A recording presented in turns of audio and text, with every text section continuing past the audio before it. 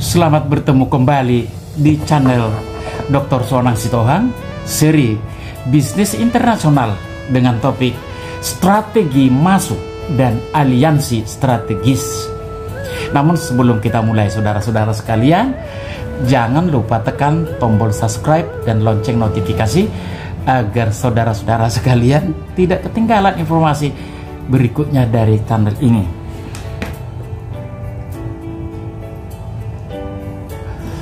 Di sini kita akan membahas tentang yang pertama, saudara-saudara sekalian, strategi perusahaan dalam melakukan ekspansi asing. Ya. Strategi perusahaan dalam melakukan ekspansi asing. Seperti tadi sudah saya jelaskan, biasanya suatu perusahaan yang sudah berhasil ya di pasar domestik, maka perusahaan tersebut akan mengembangkan sayapnya ke perusahaan global. Tentunya perusahaan yang lebih luas. Yang kedua, kita akan juga bahas kelemahan dan kekuatan perusahaan saat pemilihan model yang berbeda dalam memasuki pasar asing.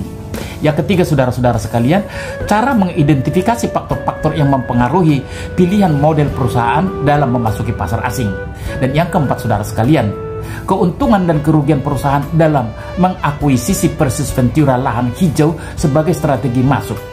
Dan yang kelima, cara mengevaluasi kekuatan dan kelemahan memasuki aliansi strategi, saudara-saudara sekalian. Nah, latar belakang ekspansi melalui pasar asing menjadi tantangan yang besar bagi sebuah perusahaan.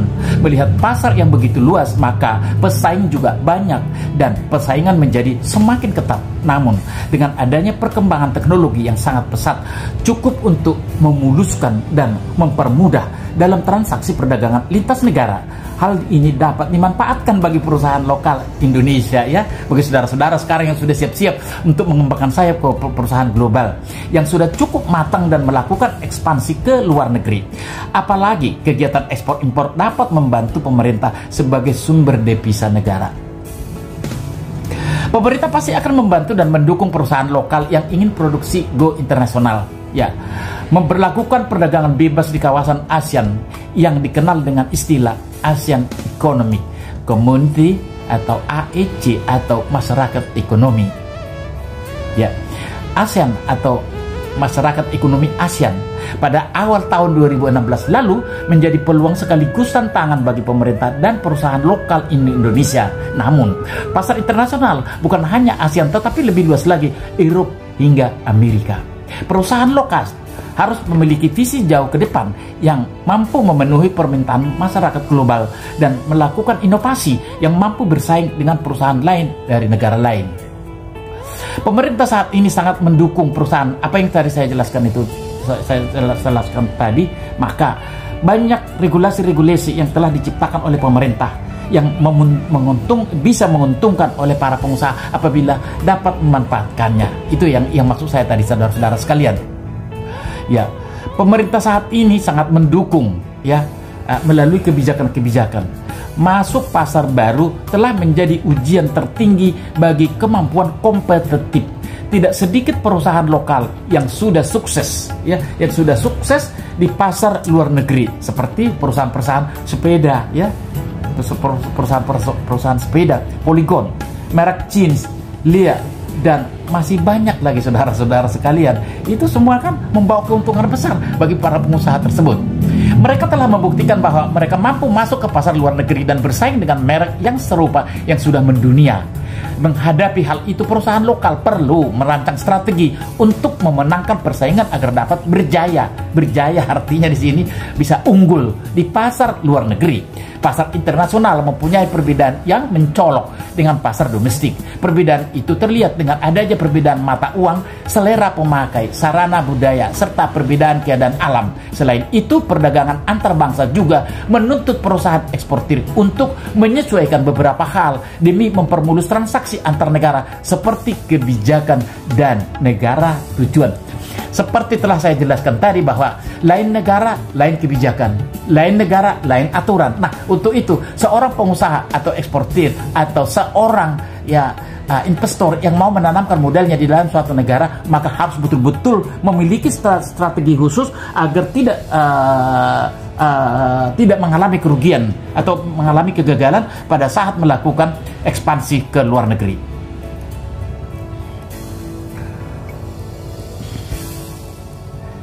Saudara-saudara sekalian, strategi melakukan ekspansi asing. Sekali lagi, strategi melakukan ekspansi asing. Sebuah perusahaan yang mempertimbangkan ekspansi asing harus membuat 3 keputusan dasar. Yang pertama, saudara-saudara sekalian, pasar mana yang harus dimasuki? Yang kedua, kapan pasar harus dimasuki? Dan yang ketiga, pada skala apa ini perlu? Ya, pasar asing yang mana ada lebih dari 300 negara di dunia. Tidak semuanya memiliki potensi keuntungan yang sama untuk sebuah perusahaan yang mempertimbangkan ekspansi asing. Nah, pada akhirnya pilihan harus didasarkan pada penilaian potensial keuntungan jangka panjang satu negara. Ada beberapa faktor yang harus dipertimbangkan dalam ekspansi pasar, seperti yang pertama, faktor ekonomi dan politik di negara tersebut. Kita dapat mencatat bahwa daya tarik suatu negara sebagai pasar potensial untuk bisnis internasional tergantung pada keseimbangan manfaat, biaya, dan risiko yang terkait dengan melakukan bisnis di negara itu. Yang kedua, faktor lain yang mempengaruhi ekonomi jangka panjang dalam bisnis di suatu negara adalah seperti faktor ukuran pasar dalam hal demografi. Kekayaan saat ini, daya beli konsumen di pasar itu atau di pasar yang dituju, dan kemungkinan kekayaan masa depan ya konsumen yang bergantung pada pertumbuhan ekonomi di negara yang dituju. Meskipun beberapa pasar sangat besar dilihat dari ukuran jumlah konsumen, misalnya China, India, dan Indonesia, bisnis juga harus mempertimbangkan standar hidup dan pertumbuhan ekonomi. Atas dasar itu, China dan India tumbuh begitu pesat sampai terjadi lonjakan dalam masuknya banyak bisnis di dunia negara ini. Perusahaan-perusahaan ini mencoba untuk menangkap sebagian besar konsumen yang menguntungkan di sana. Seperti kita ketahui saudara-saudara sekalian, ya, India, China, Indonesia merupakan satu negara yang memiliki penduduknya ya bermiliar. Meskipun Indonesia baru 275 juta, tetapi suatu pasar, suatu negara seperti India, China, apabila suatu negara mampu menciptakan suatu produk yang berbeda, ya, memiliki keunggulan komparatif, maka perusahaan negara atau pengusaha yang mengekspor barang ke ketiga negara tersebut akan cepat memperoleh keuntungan. Karena apa? Di sana banyak manusia, ya, miliaran manusia. Ya, 1 miliar misalnya di India. Kalau 1 miliar, katakanlah 50% aja yang masuk seseorang pengusaha dari Indonesia misalnya mampu menciptakan suatu sepatu, maka 500 juta saja, berarti 500 juta pemakai dikali 4 kali tukar sepatu, 400 kali sekian berapa? Boleh dihitung saudara-saudara sekalian ya, gampang menghitungnya ya. Namun demikian, apa yang sulit? Bagaimana how to produce a different product of shoe. Jadi bagaimana kita menciptakan suatu produk seperti sepatu yang beda dari yang beda. Nah, dilihat dari kualitas good, ya, harga, ya, seperti apa yang dibilang si Philip Kotler itu 4P, product, price, place, promotion. Itu harus dipertimbangkan. Dengan mempertimbangkan faktor-faktor seperti perusahaan dapat membuat peringkat negara dalam hal daya tarik dan potensi keunggulan jangka panjang. Pilihan itu kemudian ditentukan untuk memasuki pasar yang memiliki peringkat tinggi. Misalnya dalam kasus Citigroup memasuki China menjadi masuk akal mengingat tren pertumbuhan yang kuat dan langkah oleh persaingan global dan Citigroup ke pasar yang sama. Nah, kalau dua perusahaan ini masuk ke sana kan, boleh kita bayangkan bagaimana mereka tangguhnya mereka ya. Mereka sudah bisa menciptakan suatu produk yang difference, yang memiliki produk-produk unggulan dengan kualitas yang baik, harga yang murah, dengan sistem pendistribusian yang baik. Itu kan yang biasanya dilihat. Waktu masuk atau entry setelah perusahaan telah mengidentifikasi pasar yang menarik, mereka harus mempertimbangkan waktu masuk. Waktu masuk yang baik adalah awal, ya, ketika bisnis internasional memasuki pasar asing sebelum perusahaan asing lainnya. Yang kedua, keuntungan sering dikaitkan dengan pasar pada awal umumnya dikenal sebagai keunggulan penggerak pertama. Itu saudara-saudara yang perlu diperhatikan. Nah, keunggulan kedua adalah kemampuan untuk membangun volume penjualan di negara itu dan menurunkan kurva pengalaman lebih dulu dari pesaingnya, memberikan peserta awal keuntungan biaya daripada perusahaan yang masuk ke bisnis lebih akhir. Artinya begini saudara-saudara sekalian, dengan memasuki pertama masuk kita ke dalam suatu pasar yang dituju dan kita misalnya bisa di sana sebagai market leader, nah itu satu keuntungan. Maka untuk yang berikutnya setelah kompetitor kita memasuki, kita boleh menghitung ya apa yang perlu kita reduce. Ya, misalnya tadi awalnya kita sudah mengambil keuntungan katakanlah sebesar 20%. Nah, dengan adanya pesaing-pesaing lagi gitu, mungkin bisa kita reduce. Ini salah satu teori ya dalam teori ilmu ekonomi. Bisa kita menurunkan income yang akan kita peroleh dengan tujuan untuk memenangkan atau mengurangi persaingan dengan pesaing-pesaing yang baru atau market leader, market follower. Kita kan kalau sudah market leader kita memang sudah nggak ada masalah, tetapi kita harus tetap membuat suatu diferensiasi supaya kita tidak hilang dari atau terlena dengan apa yang kita dapat hari ini. Karena pesaing selalu mengintai dan begitu kita lemah, maka pesaing-pesaing kita itu akan menelan kita dengan mentah-mentah. Saudara-saudara sekalian, keunggulan biaya ini memungkinkan bagi perusahaan yang pertama masuk untuk memotong harga di bawah harga mendatang yang masuk lebih akhir. Seperti saya katakan tadi, katakan kita awal masuk karena belum ada pesaing kita boleh ya welcome to pesaing kita yang masuk itu. Apa strategi yang kita di dalam teori ilmu ekonomi itu bisa kita cut. Tadinya kita ambil katakanlah 17%, kita cut 5% jadi 12. Bagaimana? Dengan 12 kita sudah dapat, ingat, makin bertambah lagi. Kenapa? Kita mungkin ya bisa sampai 9% yang kita dapat. Itu yang disebut teori ini. Jadi teori ini kita harus masuk terlebih dahulu supaya kita bisa menghitung para pesaing kita. Itu yang dimaksud di sini saudara-saudara sekalian. Ini perlu ya, apalagi bapak-bapak sekalian yang mendengarkan ini ada pengusaha yang mau masuk ke pasar internasional. Ingat saudara-saudara sekalian, keunggulan ketiga adalah kemampuan pendatang awal untuk menciptakan biaya pergantian yang mengikat pelanggan ke produk atau jasa mereka. Biaya pergantian tersebut mempersulit pendatang yang masuk lebih akhir untuk memenangkan bisnis. Teori mengatakan, apakah itu benar? Pasti. Seperti yang saya katakan tadi, kalau kita tadi ngambil 17% pertama masuk, kita masih enak, nikmati terus. Begitu kita lihat, udah lagi datang ke saing, nah cut 5%, langsung tinggal 12%. Nah, 12% itu ya, kita sudah meng-cut. Mereka tadi menganalisis bahwa mereka mengetahui kita mengambil 17%. Padahal kita masih bisa. Kita cut. Kalaupun mereka mengatakan itu tadi buat 12% dengan mereka mungkin memprediksi karena teori pemasaran itu hampir semua sama di seluruh dunia, kan tidak ada yang berbeda. Namun kecepatan beradaptasi yang menjadi keunggulan bagi kita apabila kita mau bermain di pasar internasional. Ya, skala masuk, isu lain pada bisnis internasional yang perlu dipertimbangkan saat akan memasuki pasar adalah pada skala masuk. Memasuki sebuah pasar pada skala yang lebih besar melibatkan komitmen sumber daya yang signifikan, juga menyiratkan proses masuk yang cepat. Itu saya katakan tadi. Makanya kalau memang sudah cepat masuklah situ. Sudah masuk di situ, jaringan itu dilihat di mana kira-kira kita yang empuk, katakanlah ya, yang mana banyak pasar. Kan misalnya Jakarta Timur, Jakarta Selatan, Jakarta Barat, Jakarta Utara, yang mana di sini itu dulu tempel, masuklah di situ. Ketika masukkan ke situ, lalu lihat gerbang-gerbang masuk misalnya ke Jakarta Utara, lihat di sana dari mana. Kemudian pasti kita untuk melakukan dan mempertahankan daya saing kita sekarang, apa kata si Philip Kotler itu, product, price, place, promotion. Ingat itu dari keempat itu. Kalau jasa memang 7P, termasuk pipilnya nanti kan, dan menguasai masalah. Itu nggak ada yang lain, hanya itu aja. Makanya kita harus juga mau belajar tentang itu. Contohnya LNG menghabiskan miliaran dolar untuk mengakuisisi operasi bisnis di Amerika Serikat. Tidak semua perusahaan memiliki sumber daya yang diperlukan untuk masuk kepada skala besar. Dan bahkan beberapa perusahaan besar lebih memiliki untuk memasuki pasar asing dalam skala kecil. Apa yang dimaksud saudara skala kecil itu? Baru dulu masuk itu. Misalnya kalau kita mau menanam modal di asing itu, kita tidak langsung menanam di sana. Oh no, direct investment, no, that's wrong way.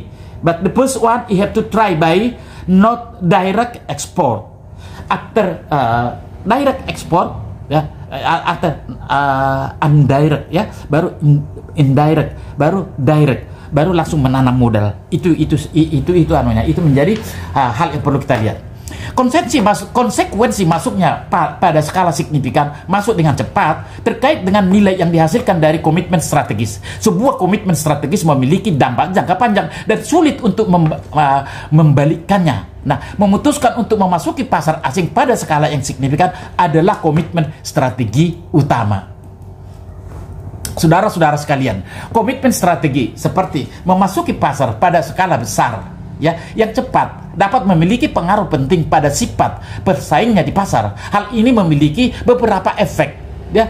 Di sisi positif itu akan mempermudah perusahaan untuk menarik pelanggan dan distributor. Di sisi negatif, kebutuhan dan sumber daya semakin banyak dan menambah biaya, mengimbangi nilai dan risiko dari komitmen terkait dengan entry skala besar adalah keuntungan dari entry skala kecil. Ya, sekali lagi, keuntungan dari entry skala kecil. Saudara-saudara sekalian, cukup jelas ya? Nah, entry skala kecil memungkinkan perusahaan untuk belajar tentang pasar asing sementara membatasi paparan perusahaan ke pasar tersebut. Entry skala kecil adalah cara mengumpulkan informasi tentang pasar asing sebelum memutuskan apakah akan masuk, ya, pada skala signifikan dan cara terbaik untuk memasukinya dengan memberikan waktu pada perusahaan untuk mengumpulkan informasi. Entry skala kecil mengurangi risiko yang terkait dengan entry skala besar. Namun entry skala besar, entry skala kecil, masing-masing kedua cara tersebut memiliki keunggulan dan kelemahan. Itu perlu dilihat. Jadi yang mana yang perlu? Makanya di sini yang mengkaji adalah para pelaksana survei pasar. Nah, saudara-saudara sekalian, kita kan sudah mengatakan tadi strategi. Jangan-jangan, what is the meaning of strategy? Ya, what's the meaning of strategy? Oke. David berkata, strategi adalah sarana bersama dengan tujuan jangka panjang yang hendak dicapai. Strategi bisnis mencakup ekspansi geografis, diversifikasi, akuisisi, pengembangan produk, penetrasi pasar, pengetatan divestasi, likuidasi, dan usaha patungan atau joint venture. Strategi adalah aksi potensial yang membutuhkan keputusan manajemen puncak dan sumber daya perusahaan dalam jumlah besar. Nah, berdasarkan definisi tersebut, saudara-saudara sekalian, bahwa pengertian strategi adalah upaya-upaya yang dirancang oleh seseorang atau perusahaan demi mencapai suatu tujuan dengan cara yang efisien dan efektif. Tentunya tadi kan dikatakan strateginya berhasil karena memang bisa menciptakan output, ya, dengan menggunakan input, proses output setelah dilampar di pasar diterima, maka setelah diterima itu maka cash flow, kita mendapatkan keuntungan. Itu yang dimaksud di sini, saudara-saudara sekalian. Nah, strategi dalam dunia bisnis sangatlah dibutuhkan demi pencapaian visi dan misi yang sudah ditetapkan perusahaan.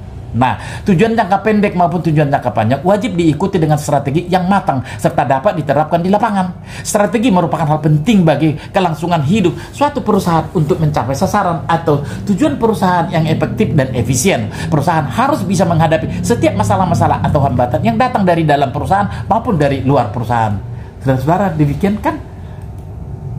Nah, strategi asing, kita masuk lebih spesifik.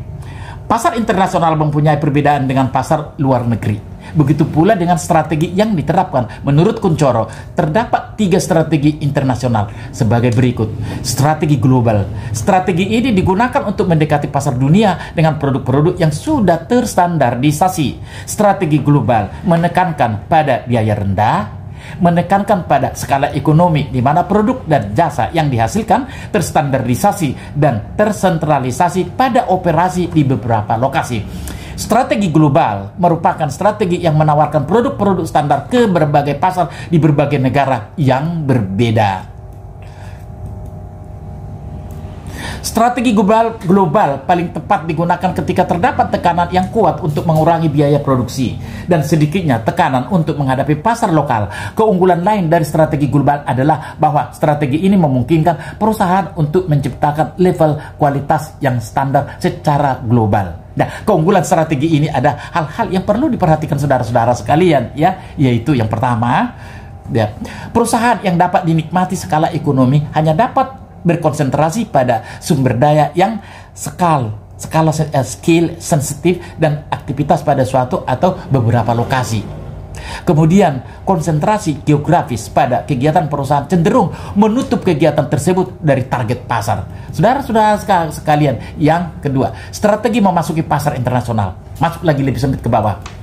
Ya, memasuki pasar asing dengan jangkauan internasional memang tidaklah mudah. Selain banyaknya kompetitor, jangkauan konsumen yang seluas-luasnya membuat perusahaan harus memastikan target pasar yang jelas. Namun bukan berarti tidak mungkin. Kita jangan makanya kita dalam berjuang untuk mendapatkan pasar internasional itu, kita tidak boleh gampang putus asa. Tetapi kita harus mampu, ya, bagaimana mengikutinya, kemana arahnya larinya. Wong sama kok. Produknya ada, produk saya ada, saya juga mempunyai kompetensi. Kenapa saya nggak bisa? Kan itu sudah karya. Pasar global masih memiliki potensi yang sangat baik untuk memasarkan produk atau jasa. Pastikan bagaimana memanfaatkan seluruh potensi ini dengan strategi, ya, yang matang dan yang harus dilakukan pebisnis untuk bertahan dan memasuki pasar global dengan performa yang baik.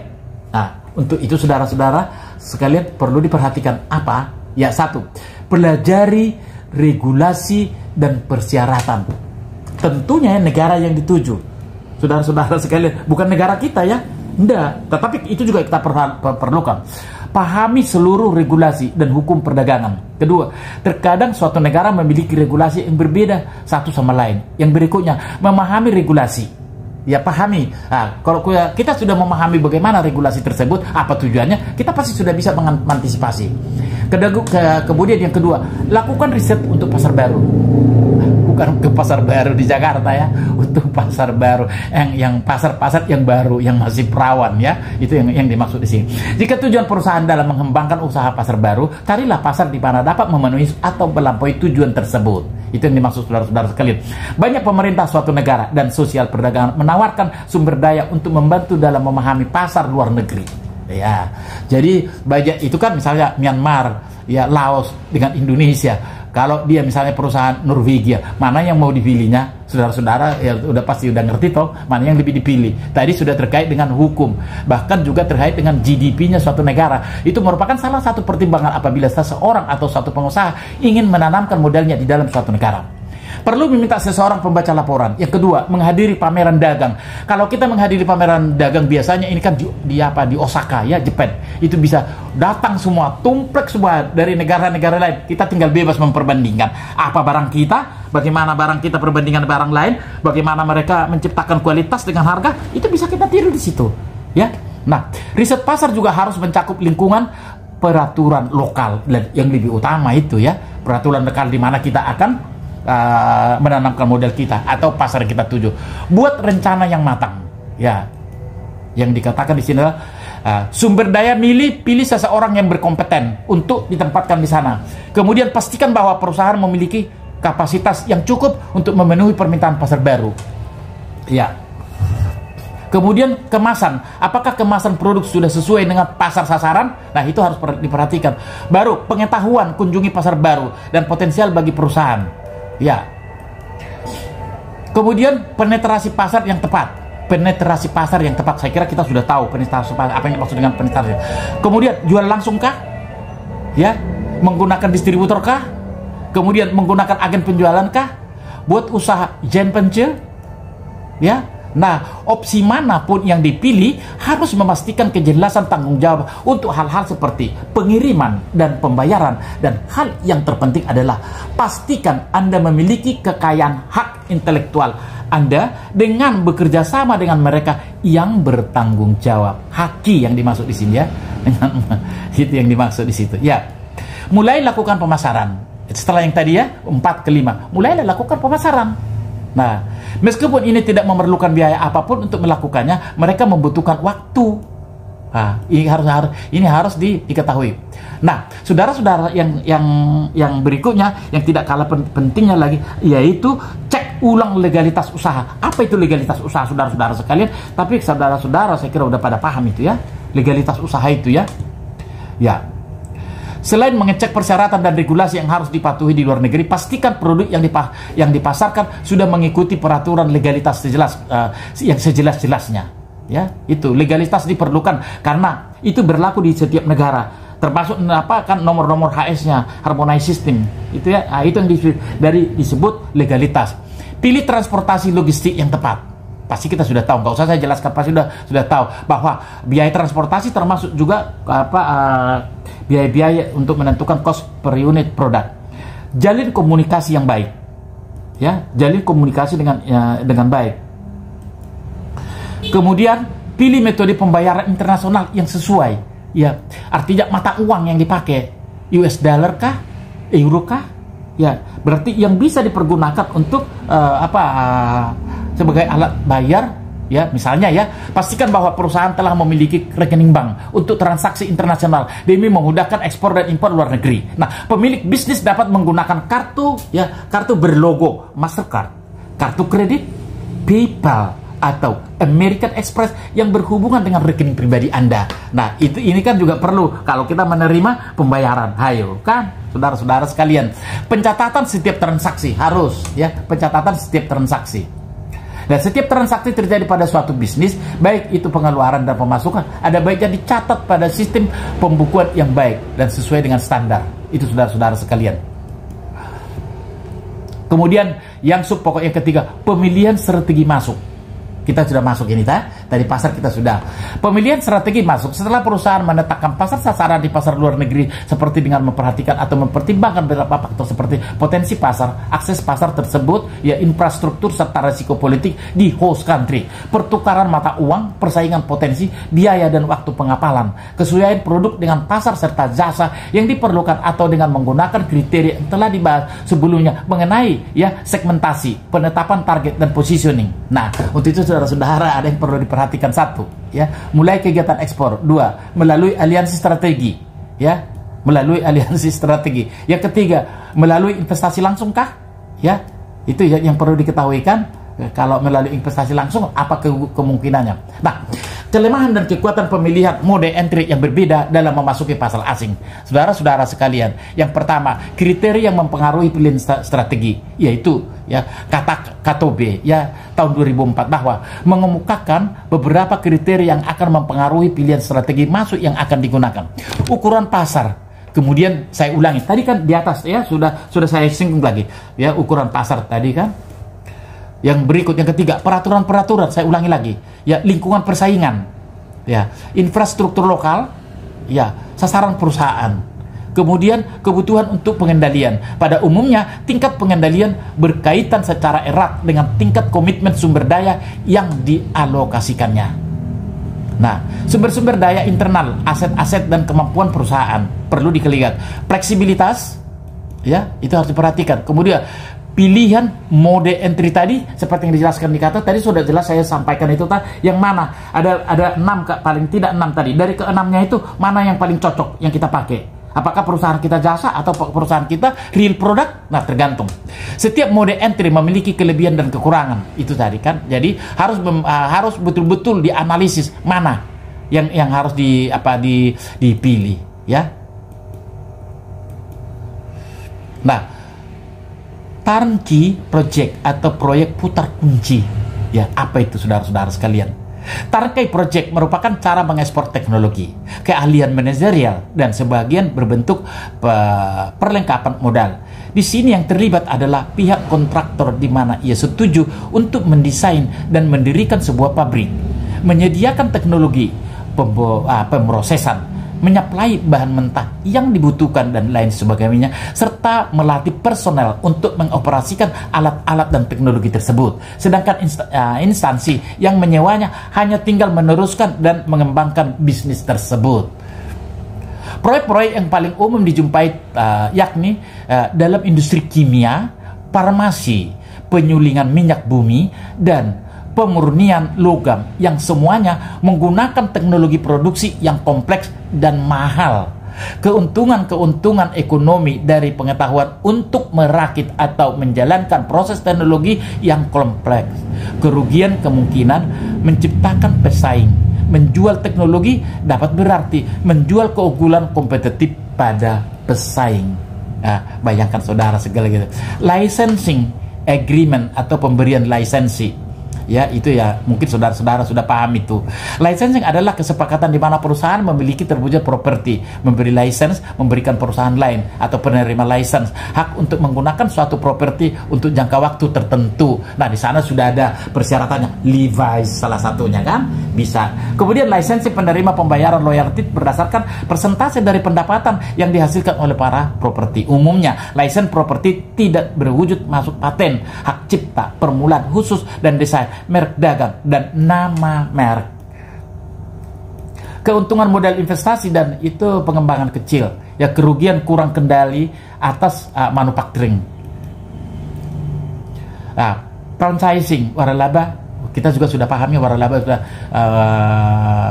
berkembang di Indonesia. Gak usah, pasti udah ngerti saudara-saudara. Joint venture yang perlu dikatakan yang keempat, joint venture ini juga ya namanya joint venture ya, merupakan pendirian sebuah perusahaan yang dimiliki bersama oleh dua atau lebih perusahaan yang independen ya, pentura bersama yang khas yakni pentura 50-50. Apa 50-50? Saham 50-50, berarti keuntungan 50-50. Itu yang dimaksud saudara-saudara sekalian. Kemudian wholly owned subsidiary atau anak perusahaan. Ya, ini juga sering dilakukan yang dimiliki secara penuh. Ya, perusahaan mendirikan anak perusahaan yang dimiliki secara penuh di pasar asing dengan pemilikan 100% saham. Berarti kita kan yang sudah mengatur itu kan, namanya juga sahamnya sudah 100% bagi kita. Tentu kita yang mengatur di sana sampai perusahaan tersebut berhasil dengan baik. Dua cara yang umum adalah dengan pentura lahan hijau atau greenfield venture, atau dengan mengakuisisi perusahaan di negara tuan rumah. Keuntungan mengurangi risiko kehilangan kendali atas keunggulan bersaing. Perusahaan memiliki kendali penuh dalam koordinasi strategi global. Nah, kerugian memerlukan modal investasi yang besar, risiko operasi di luar negeri. Ya, itu kan memang sudah harus kita perhitungkan. Pertimbangan memilih mode entry.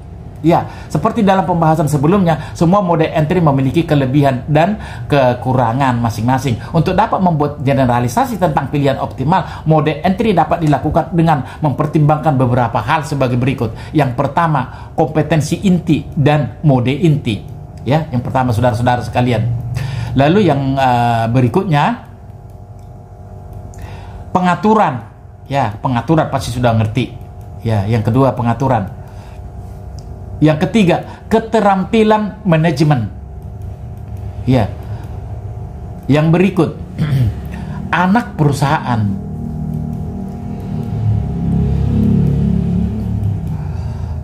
Yang berikut, tekanan untuk mengurangi biaya dan mode entry. Ya. Semakin tinggi tekanan untuk mengurangi biaya, semakin besar kemungkinan perusahaan ingin mengejar beberapa kombinasi ekspor dan anak perusahaan yang dimiliki secara penuh. Kemudian anak perusahaan, tadi kan hampir sama dengan yang saya jelaskan di atas tadi. Kemudian pentura lahan hijau atau akuisisi tadi. Udah kan saudara-saudara sekalian kan akuisisi kan sudah paham. Sebuah perusahaan dapat mendirikan anak perusahaan yang dimiliki secara penuh di suatu negara dengan membangun anak perusahaan yang di bawah tersebut dengan strategi lahan hijau. Kan itu arahnya juga ke sana ya. Sudah 2 kali saya jelaskan. Nah, pertama, pro dan kontra terhadap akuisisi. Akuisisi memiliki 3 join utama yang didukung keberlangsungannya. Ya, 1, akuisisi cepat, mendahului pesaing. Kedua, mendahului pesaing. Yang ketiga, akuisisi berisiko. Itu saudara-saudara sekalian, penjelasannya ada. Kegagalan akuisisi mengalami kegagalan karena beberapa alasan. Yang pertama adalah perusahaan mengakuisisi sering membayar lebih untuk aset dari perusahaan yang diakuisisi. Yang kedua, terjadi bentrokan antar pemilik. Gitu. Yang ketiga, upaya untuk mewujudkan sinergi dengan operasi entitas yang diakuisisi. Pengakuisisi sering menjadi hambatan dan makan waktu lebih lama dari perkiraan sebelumnya. Nah, mengurangi risiko kegagalan, penyaringan perusahaan asing yang akan diakuisisi, ya, tidak membayar terlalu banyak untuk unit yang akan diakuisisi, tidak mengungkapkan hal-hal yang kurang baik, kemudian mengakuisisi sebuah perusahaan yang budaya organisasinya tidak bertentangan dengan perusahaan pengakuisisi, ya. Kemudian pro dan kontra terhadap pentura lahan hijau.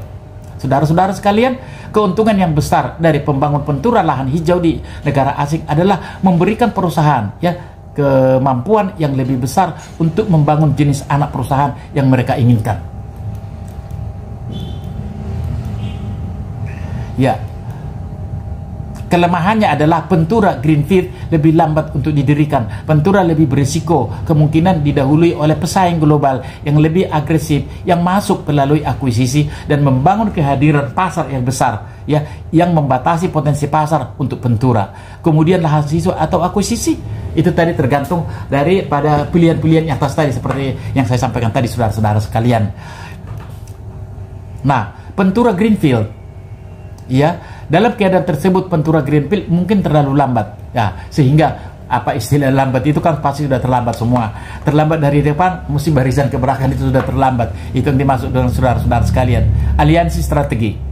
Ya, aliansi strategi mengacu pada perjanjian kerjasama antar pesaing potensial atau aktual. Aliansi strategi berkisar antara Ventura bersama, di mana 2 atau lebih perusahaan memiliki saham ekuitas sampai pada perjanjian kontrak jangka pendek, di mana 2 perusahaan sepakat untuk bekerja sama pada tugas tertentu. Artinya yang dimaksud tugas di sini adalah proyek tertentu. Itu yang dimaksud saudara-saudara sekalian. Keunggulan dari aliansi strategi. Ya, aliansi strategi dapat memfasilitasi masuk ke pasar asing. Itu yang pertama. Aliansi strategi memungkinkan perusahaan untuk berbagi biaya tetap atau risiko terkait. Ya, aliansi adalah cara menyatukan keterampilan yang saling melengkapi dan aset yang tidak bisa dengan mudah dikembangkan oleh perusahaan. Nah, itu kombinasi. Yang keempat, aliansi akan membantu perusahaan menerapkan standar teknologi bagi industri yang akan menguntungkan perusahaan. Nah, kerugian dari aliansi strategi. Perusahaan berisiko memberikan pengetahuan teknologi dan akses pasar kepada mitra aliansi. Artinya bisa kita dicontek. Itu yang dimaksud di sini. Yang berikut, kerugian dapat dikurangi jika perusahaan memilih mitra dengan hati-hati. Itu ya. Di mana-mana ada contek, bukan di kampus, di sekolah, saudara-saudara sekalian. Yang membuat aliansi berfungsi. Ya, 3 faktor utama menentukan keberhasilan aliansi. Yang pertama, seleksi mitra aliansi. Itu tadi kan udah disinggung di atas. Seleksi ya pertama kan. Ya, 2, struktur aliansi. Ya, pengelolaan aliansi.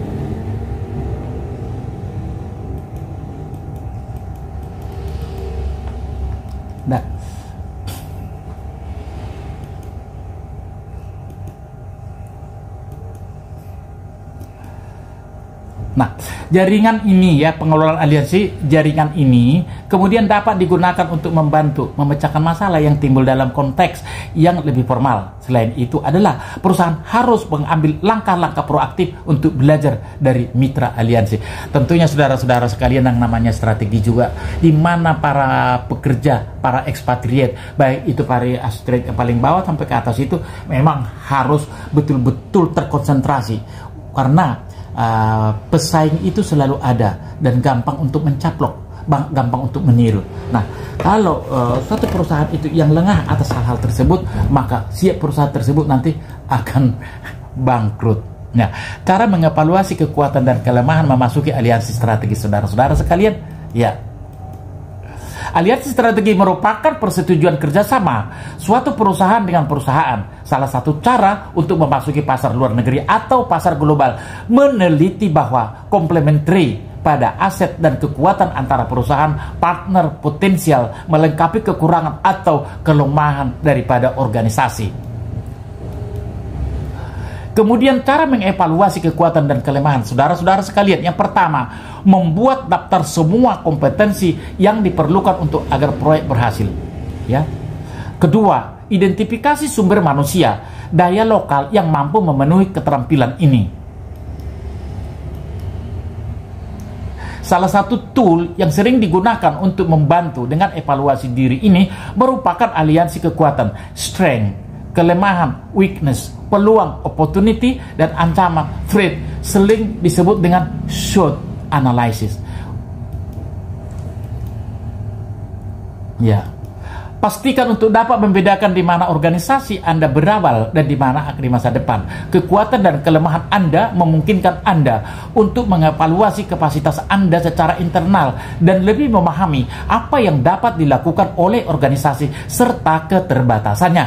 Dengan pemahaman kekuatan dan kelemahan Anda dapat membandingkannya dengan pesaing Anda. Anda dapat menentukan keunggulan kompetitif di pasar tersebut. Kemudian saudara-saudara sekalian, Anda juga dapat mencatat bidang di mana Anda dapat tingkatkan peluang dan ancaman yang eksternal, memungkinkan Anda untuk menganalisis kondisi dunia nyata dan bagaimana kondisi ini mempengaruhi jaringan bisnis Anda.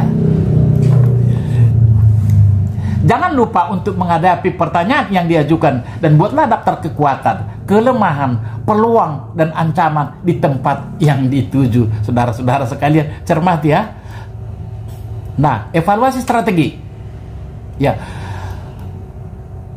Mengevaluasi strategi tentunya kan bisa dilihat ya outputnya bagaimana. Apakah strateginya tadi sudah jalan? Tentunya kalau jalan berarti sesuai dengan target yang telah ditentukan. Oleh karena itu, di dalam mengevaluasi strategi harus memperhitungkan waktu yang tepat dalam melakukannya sehingga dapat memperingatkan manajemen bahwa dalam mengatasi masalah lebih mudah dalam menghadapinya. Ya, evaluasi strategi dianggap suatu proses yang rumit dan sensitif. Dengan banyaknya kegiatan dalam mengevaluasi strategi dapat menghabiskan biaya yang relatif tinggi, bisa menjadi kontraproduktif.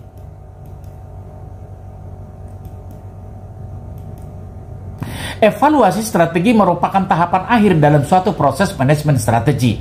Evaluasi atau pengendalian berarti menilai setiap efektivitas agar seluruh kegiatan strategi sesuai dengan yang telah direncanakan. Terdapat hal-hal penting dalam mengevaluasi strategi yang terdiri dari menilai hasil kerja, menilai seluruh variabel internal maupun eksternal. Yang ketiga, evaluasi strategi dijalankan agar nantinya dapat membuat koreksi atas apa yang terjadi dan agar sesuai dengan rencana strategi.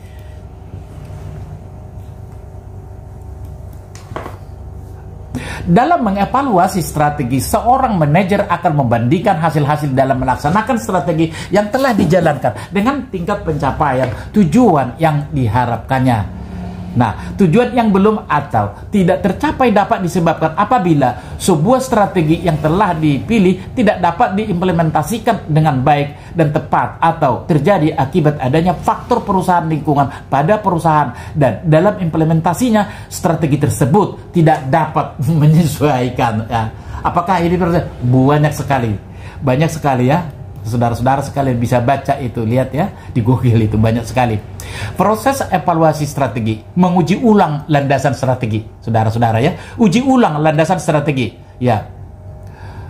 Matrik EPI, evaluasi faktor internasional nasional yang sudah direvisi, harus fokus pada perusahaan dalam kekuatan dan kelemahan manajemen terhadap fungsi-fungsi bisnisnya seperti pemasaran, keuangan, accounting, produksi, operasi.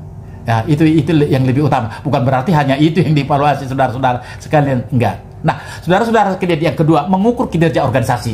Tentu ya, pasti ngapain harus dibahas? Kinerja itu adalah prestasi, capaian. Pasti kalau prestasi atau capaian bisa dilihat dari kuantitas, kualitas, waktu, terus apalagi? Ada 5, saudara-saudara sekalian. Ya. Kegiatan ini bertujuan untuk membandingkan hasil yang diharapkan dengan hasil yang sebenarnya, menyelidiki penyimpangan dari rencana yang telah dijalankan, mengevaluasi hasil kerja yang dilakukan oleh karyawan dan atau para ekspatriat, dan menyimak kemajuan hasil dari pencapaian strategi yang telah ditetapkan, saudara-saudara sekalian. Dalam proses ini biasanya menetapkan sasaran jangka panjang dan tahunan. Evaluasi strategi didasarkan pada kriteria kuantitatif dan kualitatif.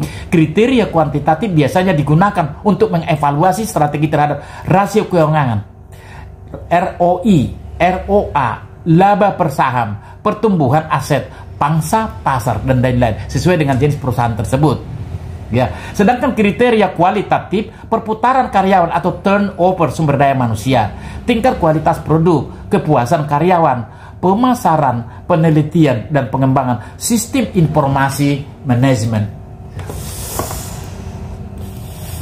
Baiklah saudara-saudara sekalian, ya, hal inilah yang dapat saya sampaikan ya dengan topik strategi masuk dan aliansi strategis. Saya harap Bapak dan Ibu sekalian, saudara-saudara sekalian yang mendengarkan ya paparan saya ini dapat memberikan manfaat. Saudara-saudara sekalian, apabila ada yang kurang jelas, monggo tolong dihubungi channel Dr. Sonang Sitohang. Saya akan dapat memberikan klarifikasi terkait dengan materi yang telah saya sampaikan. Demikian saudara-saudara sekalian, sampai bertemu kembali dengan topik yang berbeda, namun masih dalam seri bisnis yang sama. Selamat dan sampai bertemu dalam keadaan kondisi sehat walafiat.